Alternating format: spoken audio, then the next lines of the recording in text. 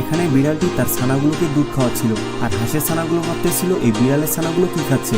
তাই তারা দৌড়ে বিড়ালটির কাছে চলে যায় আর খাবার খুঁজতে থাকে, কিন্তু তাদের খাবার তো কিছুই মিলে না। এভাবে খুঁজতে খুঁজতে একটি হাঁসের ছানা বিড়ালটির নাকটিকে খাবার মনে করে। এতে করে বিড়ালটি না রেগে বরং খুশি হয় এবং হাঁসের ছানাটিকে হালকা করে আদর করে দেয়। কিন্তু হাঁসের ছানাটি এত আদর ভালো লাগতেছিল না, তাই তারা অন্য একটি ঝুড়িতে তাদের থাকার জায়গায় যায়। তবে বিড়ালটি মনে করে তাদেরকে সে কি আবার কোনো কষ্ট দিল নাকি, এটা ভেবে সে তাদের ছোট্ট ঘরটিতে গিয়ে শুয়ে পড়ে।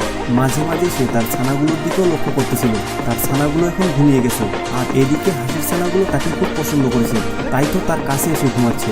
কিছুক্ষণ পর মা হাঁসটি তার ছানাগুলোর সাথে বিড়ালটিকে দেখে তো অবাক। সে ভাবতেছিল তার ঘর ছেড়ে সে আমার ঘরে কি করতেছে। পরে সে বুঝতে পারলো যে তার ছানাগুলোকে তার অবর্তমানে ভালোবাসা দিচ্ছিল। তাই সে আর কিছু মাথায় না এনে সোজা গিয়ে বিড়ালের ছানাগুলোর সাথে শুয়ে পড়লো। এভাবে বেশ সময় কেটে গেল। কিছুক্ষণ পর আরেকটি বিড়াল এসে দেখে তো পুরাই অবাক। হাঁসের ছানাগুলোর সাথে আছে বিড়াল, আর বিড়াল ছানাগুলোর সাথে আছে হাঁস। এটা কেমনে সম্ভব?